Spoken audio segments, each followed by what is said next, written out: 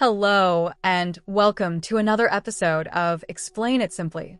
Have you ever wondered what would happen if humanity wasn't just on the brink of destruction, but at the beginning of a completely different path? All ancient civilizations tell the same story. They rise, reach the pinnacle of knowledge and power, and then disappear. Atlantis, the Sumerians, the Indus Valley, Egypt before the pharaohs, the Maya. The cycle repeats itself.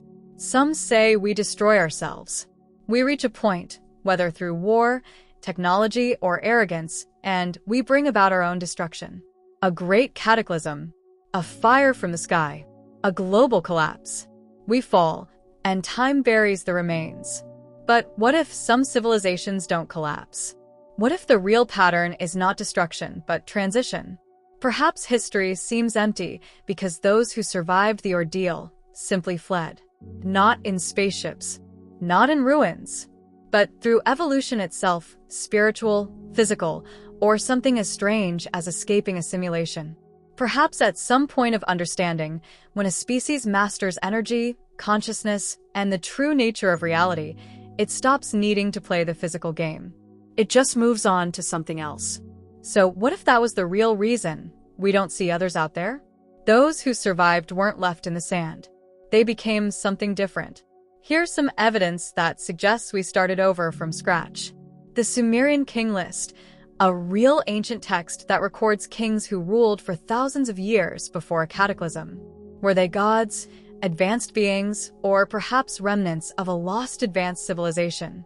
The Great Flood myths.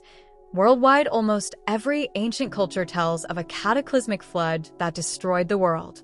Noah's Ark, the Epic of Gilgamesh, the myths of the Mayans, Indians, and Chinese, they all tell the same story. Different cultures, the same event. The Egyptian Zep Tepi, the first time. Ancient texts refer to a time before the pharaohs, when divine leaders were taught knowledge before a great catastrophe. Perhaps this lost city built the Sphinx and the pyramids long before history records them. Ancient maps show Antarctica before it was covered by ice.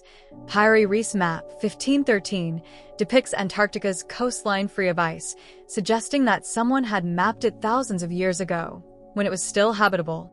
The mystery of the megalithic structures. Enormous ancient structures, such as Göbekli Tepe, Baalbek, and Puma Punku, defy explanation. Crafted with precision in quarrying, a technique we cannot replicate today, they point to an advanced civilization that existed before the last ice age. Scientists have found evidence of a comet impact about 12,800 years ago that may have caused massive floods and fires, destroying early civilizations. Perhaps this impact was the reboot. The ancient high-tech facts. The Antikythera Mechanism, over 2,000 years old, is an ancient Greek computer. The Baghdad battery, 2,000 years old, may have generated electricity, and the Vimanas, described in Indian texts, may have been flying machines. Were we once more advanced and lost it?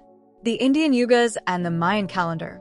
Both traditions say that humanity has gone through many cycles of destruction and rebirth. If they are correct for the past, could they be correct for our future? Perhaps this is the explanation for why we have not encountered other civilizations.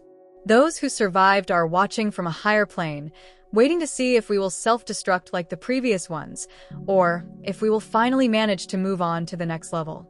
It's time to ask ourselves, if we're living in this moment in history, is it possible that we're the last? Or has the game already changed and we just haven't figured it out yet? History doesn't end with collapse. Perhaps it ends with evaporation, evolution, and transition to a new dimension. That was our episode for today. If you enjoyed it, like, subscribe, and leave a comment with your thoughts. Until next time, be well and continue to wonder about the world around you.